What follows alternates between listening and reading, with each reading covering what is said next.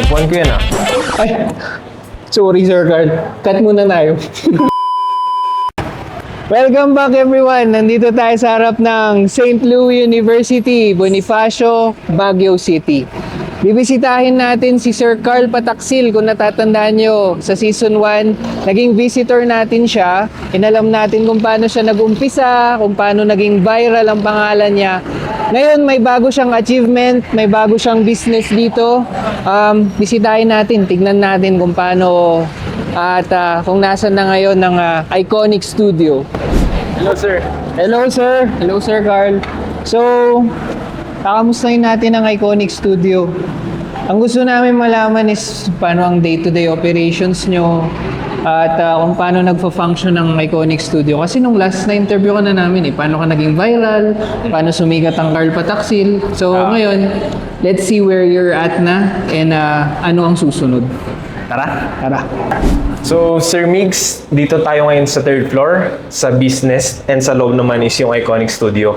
Pasok tayo sir, ituloy namin. Let's go sir. Ramdam mo na nasa 3rd floor ka. Tara. Wow. Okay. So first impression sir, very cozy. Can you tell us something about Iconic Studio, about business actually? So, itong business co-working space is nakipartner kami dito. So, ang target market usually nito is more on students. Para siyang kung gusto nilang mag-aaral, gusto nilang tahimik, maganda yung view, dito sila pupunta, free coffee pa. And pag may mga creative naman, mga events na nagaganap, dito po nangyayari yan sa Iconic Studio. Oh, okay. So, lahat ng nandito, business pa to. Ito yung co-working station, no? Yes, ma'am. Co-working place. I see. Okay. So, tara, punta tayo sa Iconic Studio naman. So, Sir Carl, kwentuhan muna tayo. Tara, tara. Ano yan? Okay, so andito na tayo sa Iconic Studio. As I understand, ito ang business end ng Carl Pataksil Films. Tama? Opo. Okay. So, ang first question ko is, bakit ka nagtayo ng studio?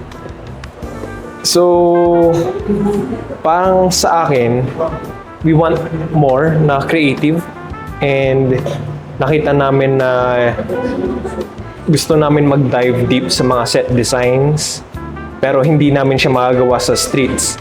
Doon ako nakilala sa Session Road, nag-photoshoot ng mga strangers. Pero gusto namin na i-level up yung game ng photography namin.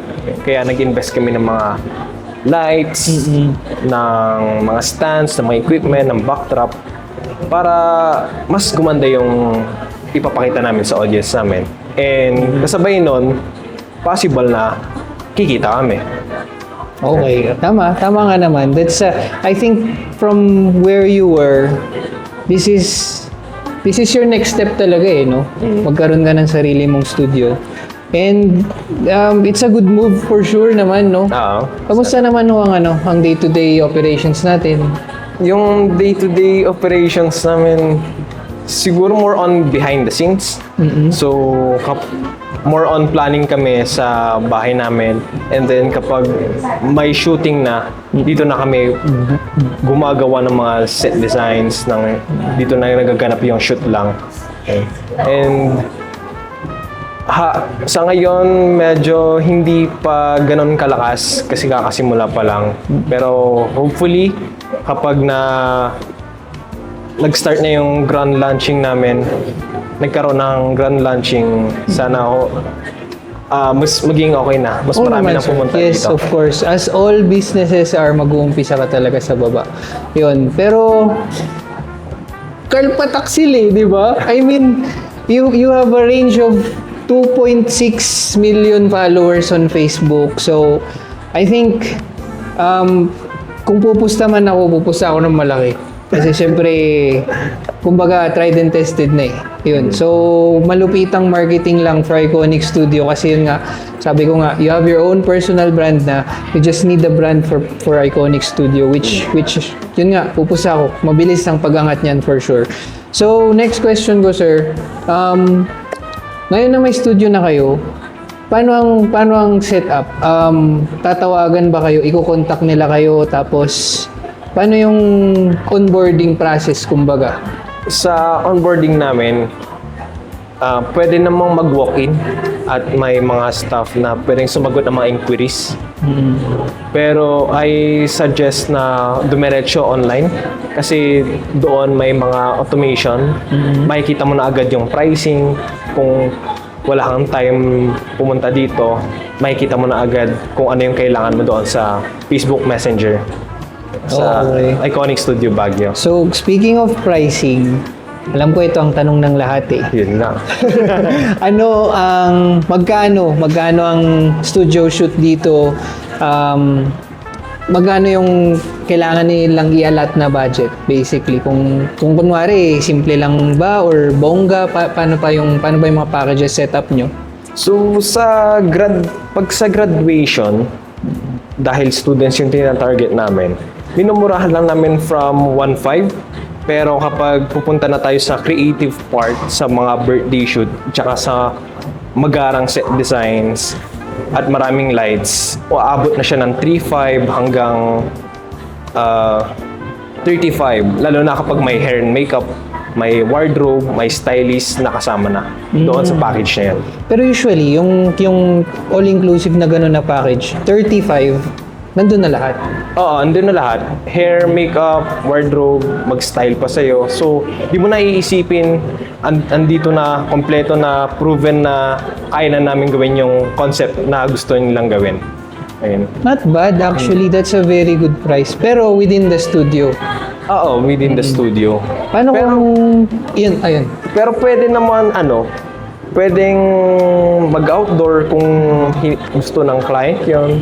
Lalo na sa mga pre-debut, usually gusto nila may set design sa studio, pero gusto rin nila may outdoor, sa streets, sa hotels. So, kailangan flexible din kami sa ganun, sa mga gusto nila. Pero kung outdoor, let's say for example, wedding, yung mga... Ano bang tawag doon? Prenup? Ano? Prenup. Sorry. Ayun. Yung mga prenup na wedding photography usually kasi 'di ba may ano yun, parang outdoor siya or set talaga, location shoot talaga siya. If it's location shoot at kukunin ng team mo, magkano ang price range nyo sa mga ganun? Pag sa prenup, nagsisimula kami from 10,000. From 10K? Oo. Pero kapag wedding package na, kasama na yung prenup, kasama na yung mga prints, at saka meron ng SDE, 10 team yung i-deploy namin, ay 10 team members yung i-deploy namin, aabot siya ng 80 to 120,000. 80 to 120. Okay, 80 to 120 sa mga ikakasal dyan. Carl Pataksil. Yan na, ang team na makukuha nyo for an 80 to 120 budget.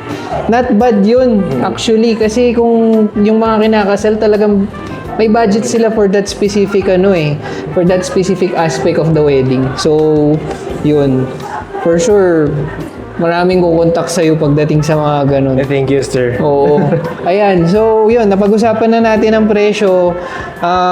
Gusto kong malaman ngayon, sir. Gusto namin malaman, what is next for Iconic Studio? Ano ang next na mga mangyayari dito? Upgrades? Ano po bang plano? Ang vision ko muna dito for the next quarter is at least maitaguyod muna namin yung studio kasi focus lang muna kami dito sa studio at saka yung ano yung bagong ipapakita dito sa Baguio kasi usually plain backdrop lang tapos self studio. Ang hinahanap kasi ng mga tao dito is yung concept na magiging unique para sa kanila kasi birthday nila yan ayaw nilang may katulad. So kami na yung gumagawa hihingi namin yung concept nila, yung pegs nila, tapos kami na yung magpaplano.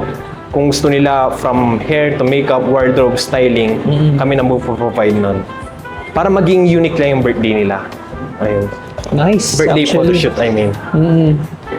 I think kung may tanong ako na susunod is what sets you apart from other photographers? I think yun na yun eh. Kasi ikaw ang magko-conceptualize, ikaw ang magbibigay ng unique twist ng kung ano man ang event nila. Yun, wedding, anniversary, birthdays, at least hindi mo na ibibigay yan na burden sa mga customers kasi ikaw na mag-iisip eh. Opo. Ang galing, sir. Thank Ang you. galing. Ayan.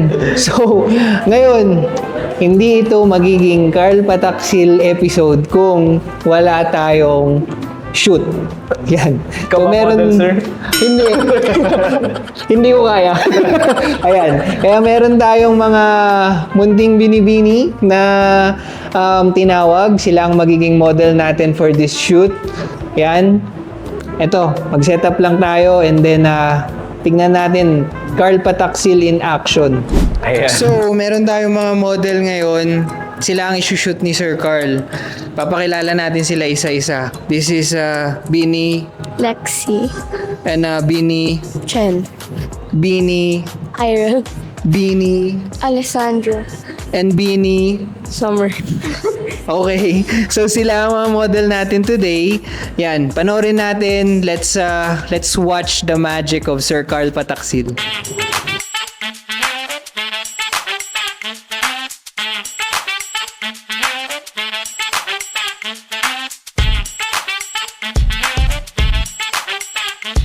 Yan.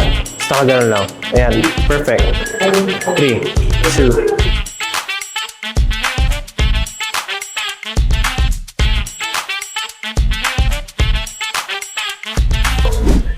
Alright, ang galing talaga ng team ni Sir Carl.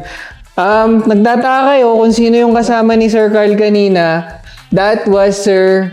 EJ po. I'm the head photographer here at Iconic Studio. So, pag magbubook kayo sa amin, ako yung magiging photographer nyo and si Kuya Carl naman ang magiging creative director natin. So, book now. Ayun. So, kada kailan ka nandito, Sir EJ? Every May clients po and pag may creative shoot naman po, ako din po yung in charge sa setup ng lights po. Okay. Pag may magme-message sa page, ikaw ang kausap. Hindi po. May Meron pong meron naman po kaming admin assistant, pero from Manila naman po siya. Siya rin yung nag-edit ng videos ko. Alright. So yun, yan ang Iconic Studio. Guys, kung mayroon kayong katanungan sa kanila, Sir Carl, kung gusto nyong mag-book at kailangan nyo mag-book talaga, contact nyo sila. Flash namin yung info nila dito. And then, of course, sa next collab ulit, thank you so much, Thank you, sir. Sir Carl.